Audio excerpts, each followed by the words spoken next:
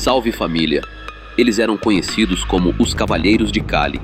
Enquanto o mundo olhava para o rastro de Pablo Escobar, no sul da Colômbia, um império muito mais silencioso, sofisticado e bilionário era erguido. De vinhos franceses de safra rara a mercenários europeus e atentados cinematográficos, esta é a história real da ascensão e da queda implacável do Cartel de Cali. Um jogo de xadrez onde o xeque-mate foi escrito com traição e segredos guardados a 7 chaves. Mas antes, já clique no like, inscreva-se no canal e considere se tornar membro para apoiar minhas investigações. Bora pro vídeo!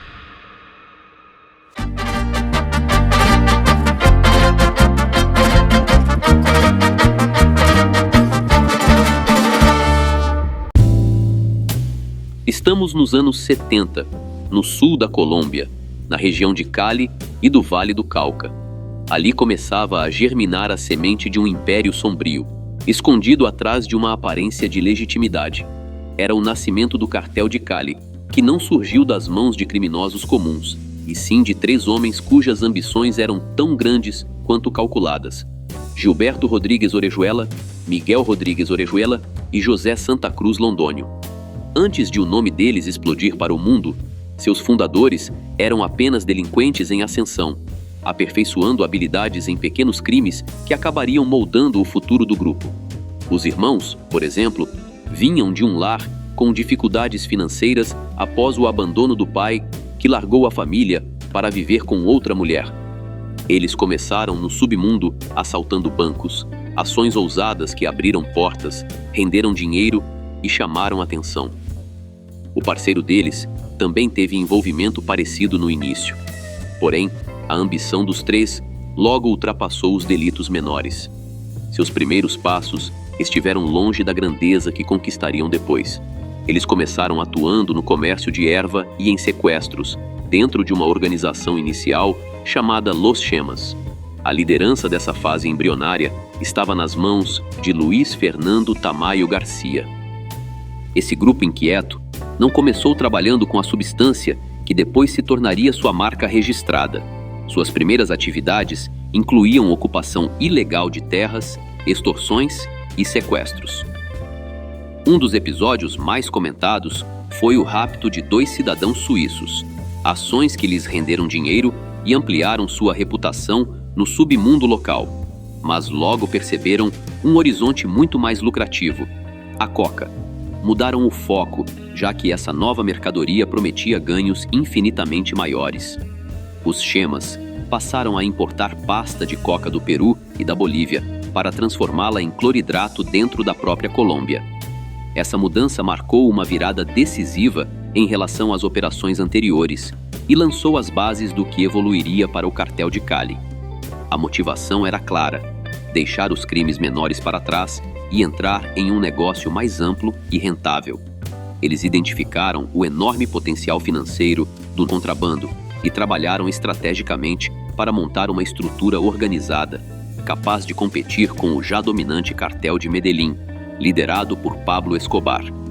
Vale lembrar que, naquele momento, o cenário ilícito na Colômbia estava mudando em ritmo acelerado.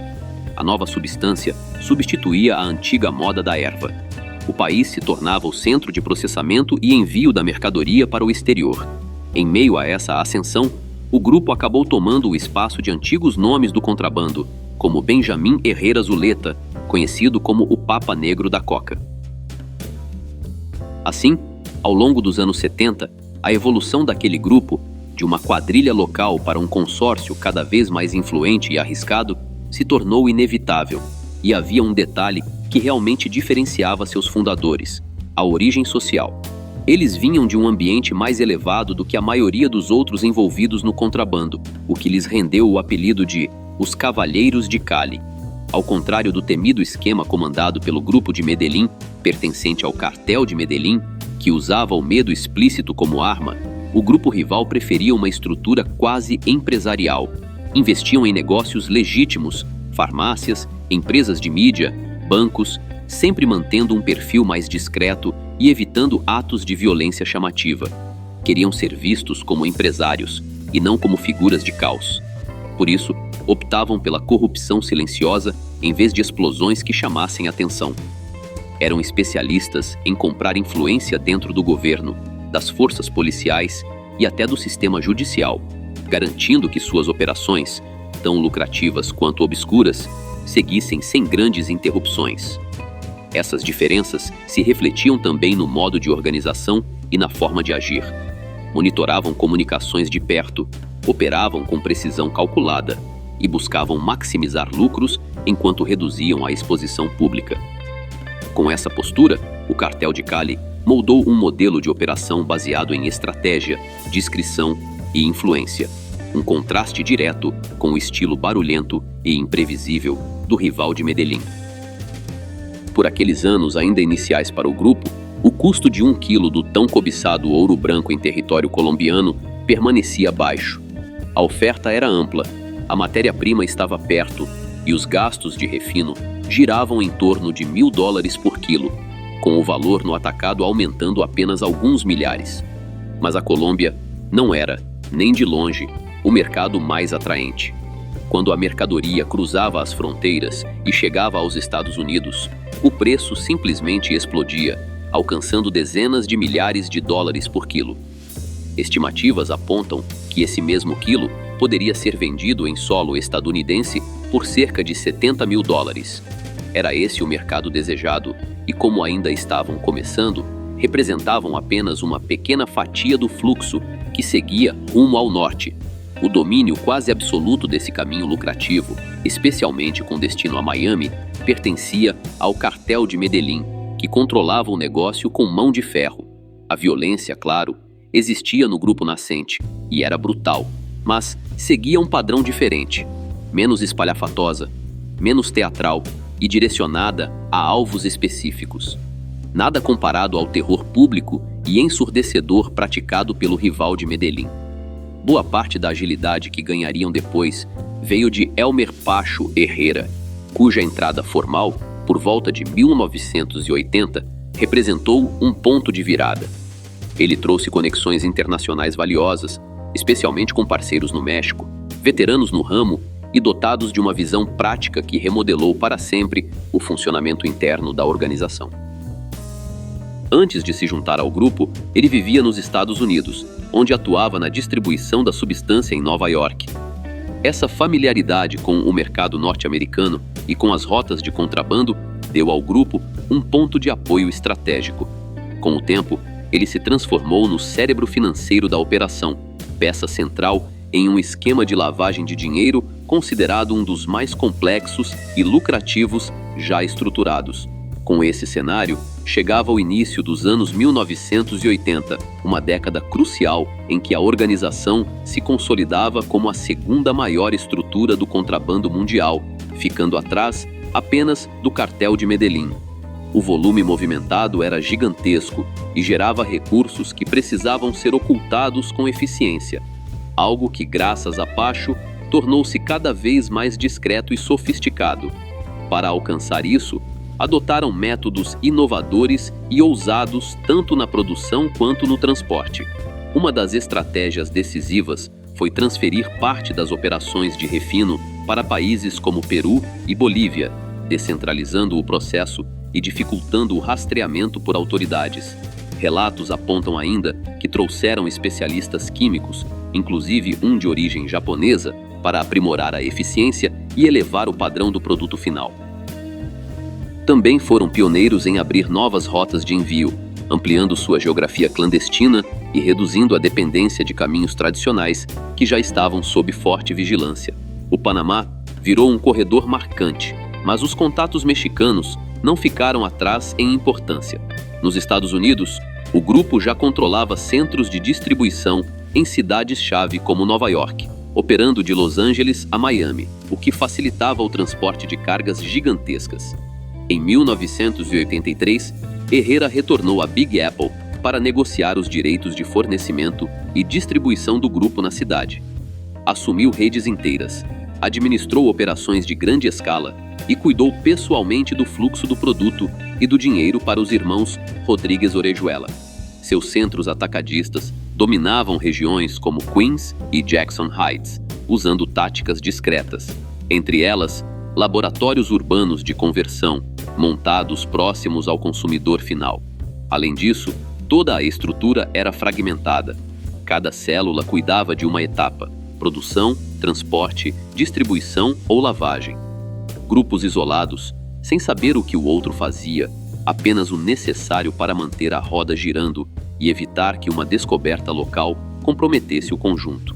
E embora a América do Norte fosse um mercado vital e extremamente rentável, o objetivo era ir além.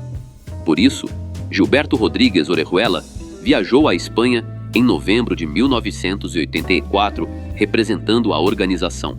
Buscava expandir os tentáculos no velho continente, onde o consumo crescia velozmente. Para consolidar essa entrada, ele firmou alianças com cartéis na Galícia e até estabeleceu uma parceria estratégica com a Camorra para facilitar a distribuição muito além das fronteiras espanholas. No entanto, nem tudo correu bem para ele. Em 15 daquele mesmo mês, acabou preso enquanto estava ao lado de Jorge Luiz Ochoa Vázquez. A detenção fez parte de uma investigação iniciada depois que a polícia espanhola recebeu um alerta da Interpol, suspeitando que ambos estivessem tentando montar uma rede de distribuição na Europa. E, sinceramente, motivos não faltavam para levantar suspeitas. Durante a operação, as autoridades apreenderam dinheiro em espécie e diversos bens de alto valor registrados em nome dos dois. Ele foi enviado de volta ao seu país, onde enfrentou acusações, mas acabou absolvido. E claro, essa expansão acelerada começou a incomodar outros grupos. O cartel de Medellín, em particular, se sentia ameaçado pelas ambições de dominar o comércio internacional. Ambos atuavam a partir da Colômbia, mas cada um controlava regiões distintas. O grupo de Escobar se firmava na cidade que carregava seu nome, enquanto os irmãos Rodrigues Orejuela comandavam Cali e o Vale do Cauca. A disputa não era territorial, era por algo ainda mais valioso: as rotas de exportação, o acesso direto aos mercados mais lucrativos, especialmente Estados Unidos e Europa. Para piorar, seus estilos eram completamente opostos. Pablo Escobar e seus aliados operavam com um método agressivo, marcado por atentados e confrontos diretos contra rivais e autoridades. Já os líderes de Cali seguiam um caminho mais discreto, técnico e corporativo, priorizando corrupção, influência e alianças estratégicas, evitando ao máximo qualquer exposição violenta. Circulavam rumores de que havia traições internas entre os dois grupos. Supostamente, Cali teria informado as autoridades sobre carregamentos ligados a Medellín, o que resultou em apreensões e prisões. O conflito teria começado por causa de um envolvimento amoroso mal resolvido entre Piña e El Negro Pabón. Pabón era extremamente leal a Pablo Escobar, enquanto Piña era ligado a Pacho Herrera. Os dois haviam sido amigos enquanto cumpriam pena em uma prisão de Nova York. Mas ao sair, Pabón descobriu que Piña estava morando com sua ex-esposa.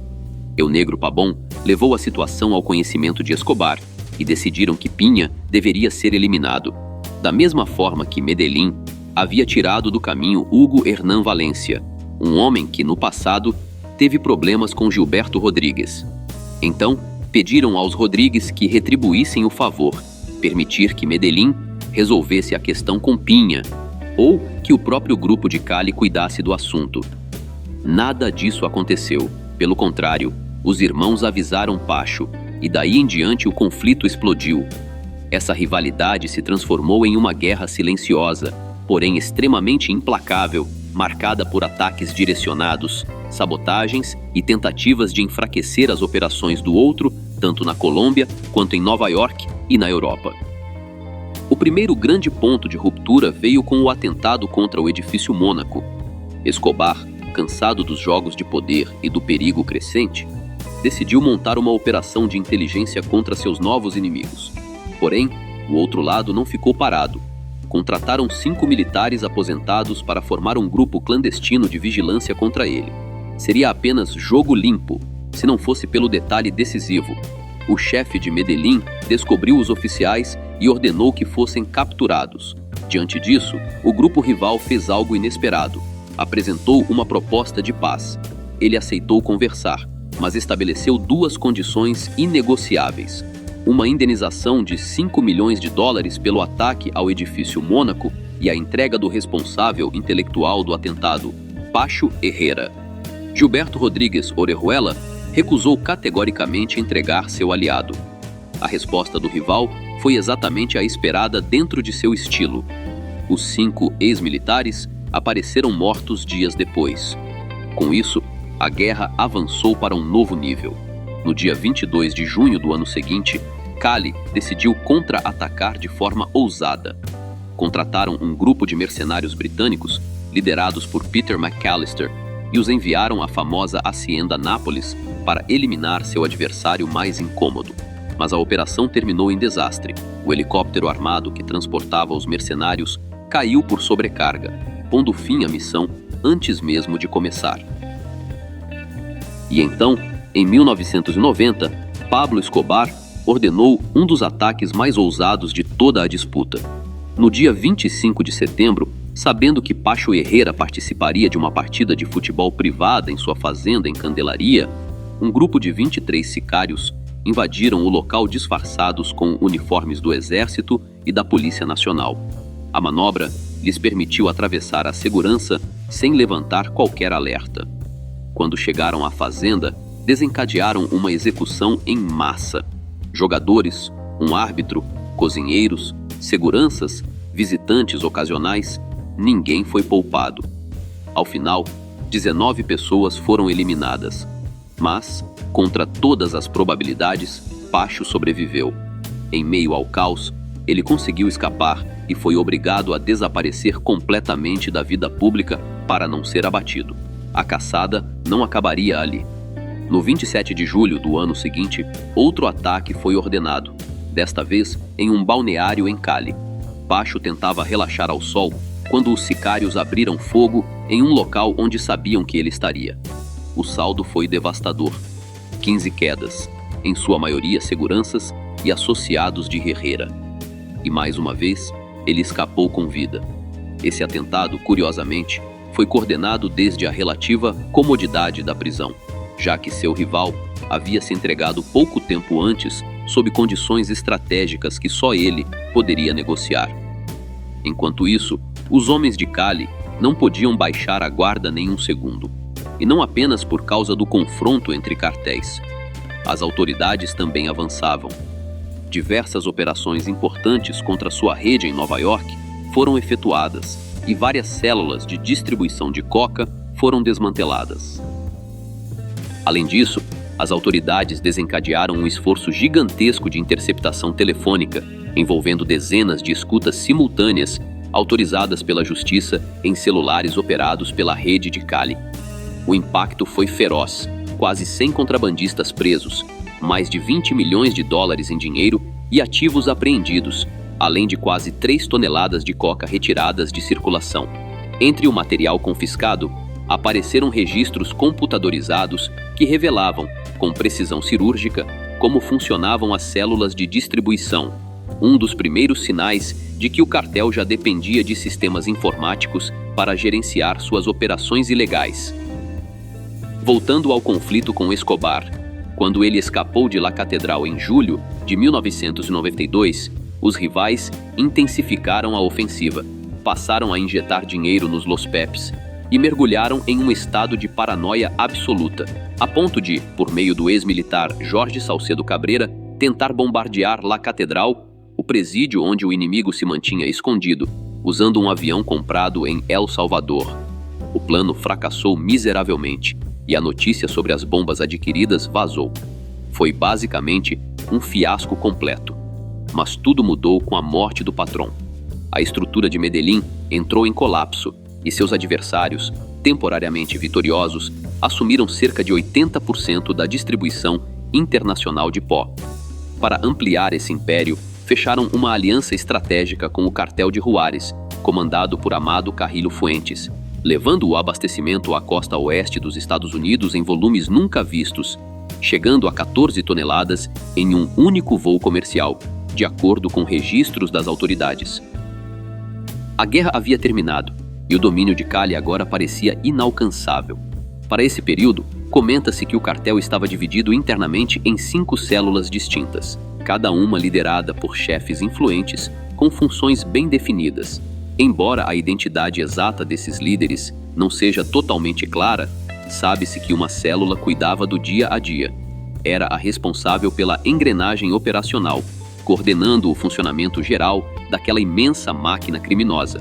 Outra tinha o papel estratégico, pensar no longo prazo, traçar planos e tomar decisões de alto nível.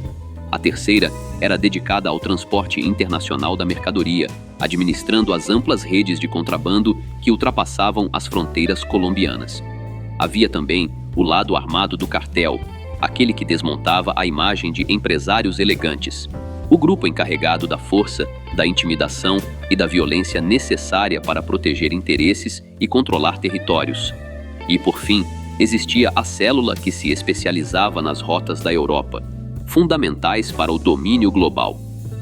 Era esse grupo que cuidava da expansão, manutenção e desenvolvimento dessas conexões no velho continente, garantindo aos de Cali uma posição privilegiada em um mercado extremamente lucrativo. Era um equilíbrio frágil, mas ainda assim, um equilíbrio. Cada facção operava com ampla autonomia, defendendo seus próprios interesses e cooperando apenas quando isso trazia vantagens claras. Essa estrutura descentralizada plantou sementes de competição interna, enfraquecendo o comando central e abrindo espaço para rivalidades, disputas silenciosas e uma crescente desconfiança dentro do próprio cartel.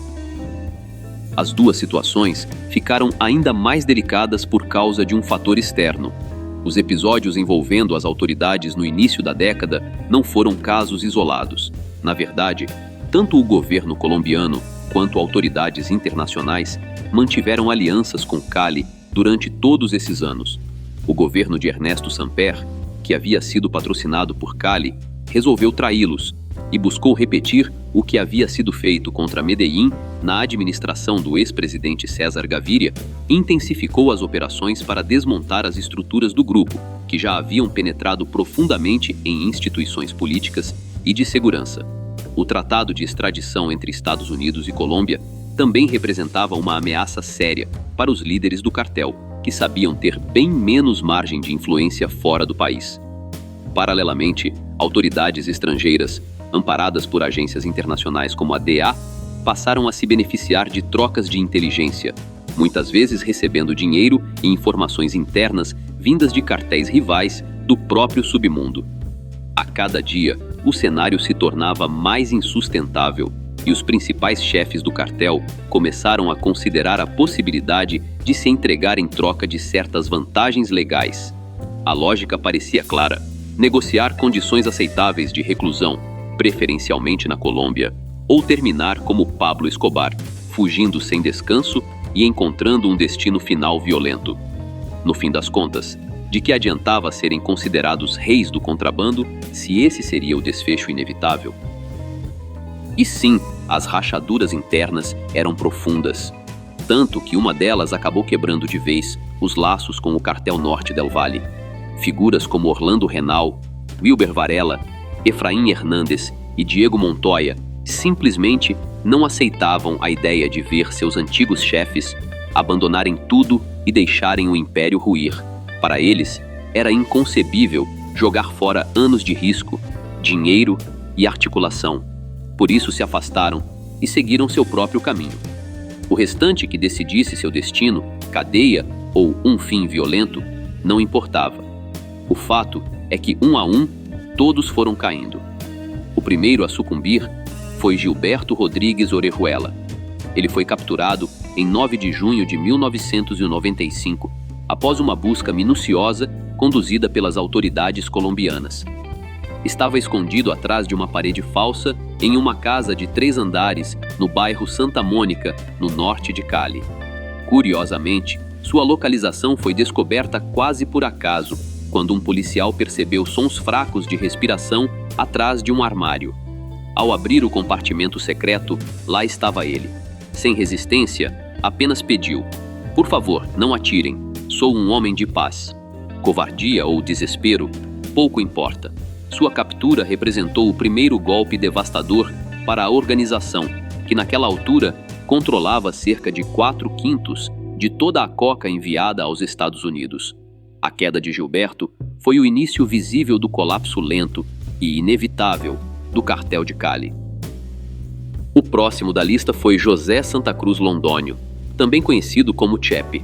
Um caso curioso: não queria ser preso, mas também não tinha coragem para romper de vez com seus velhos aliados. Acabou capturado em 4 de julho daquele mesmo ano, enquanto jantava em um restaurante no norte de Bogotá. Considerado o terceiro homem mais poderoso da organização, ele tinha participação direta nas operações de distribuição e comercialização do produto que sustentava todo o império. Poucas semanas depois, em agosto, chegou a vez de Miguel Rodrigues Orejuela completar o trio em queda. As autoridades o encontraram escondido em uma casa de segurança no edifício Hacienda Buenos Aires, na parte ocidental de Cali, próximo ao Cerro de Las Tres Cruces. A polícia localizou seu refúgio após notar uma simples vela acesa, exatamente como descrevia a inteligência fornecida por Jorge Salcedo, o chefe de segurança, que havia revelado um detalhe íntimo. Miguel era católico e acendia uma vela todas as noites para Nossa Senhora. Com essa pista, foi realizada uma ação surpresa. Os agentes neutralizaram os guarda-costas e o prenderam no momento em que ele tentava acessar um compartimento secreto dentro de um armário, repetindo o mesmo padrão do irmão capturado semanas antes. Estava acompanhado da ex-esposa quando tudo aconteceu. Para as forças da lei, tudo parecia avançar perfeitamente. Afinal, estavam desmantelando uma das máquinas clandestinas mais complexas do planeta. Mas a calmaria durou pouco. O tempo de Chepe sob custódia acabaria sendo surpreendentemente curto. Em 11 de janeiro do ano seguinte, ele fugiu da prisão La Picota, em Bogotá, um dos presídios de segurança máxima do país. Saiu pela porta principal, dentro de um carro semelhante aos usados por procuradores, um indício claro de que contou com ajuda interna. Depois da fuga, tentou reorganizar o sistema criminoso ao qual pertencia, buscando novas alianças com remanescentes do extinto cartel de Medellín, células do seu próprio grupo, e os irmãos Castanho Gil da AUC. Mas a liberdade durou pouco. Localizado em Medellín, foi dado de baixa em 5 de março durante uma operação policial. A versão oficial diz que ele foi eliminado ao resistir à prisão. Porém, relatos posteriores apontam que sua queda foi uma armação de Carlos Castanho, em parceria com setores da própria polícia, para apresentar o caso como um grande sucesso operacional. Enquanto isso, Pacho Herrera, o último grande nome ainda de pé entre os 4 chefões, decidiu se entregar voluntariamente em setembro e foi enviado para a prisão de Palmira. Talvez esperasse alguns anos de tranquilidade, mas seus inimigos não pensavam da mesma forma. Em novembro de 1998, ele foi eliminado durante uma partida de futebol na prisão. A essa altura, o cartel estava desmantelado, sem líderes e vulnerável diante da ascensão feroz do norte do vale. Suas engrenagens simplesmente não funcionavam mais dentro daquela nova realidade.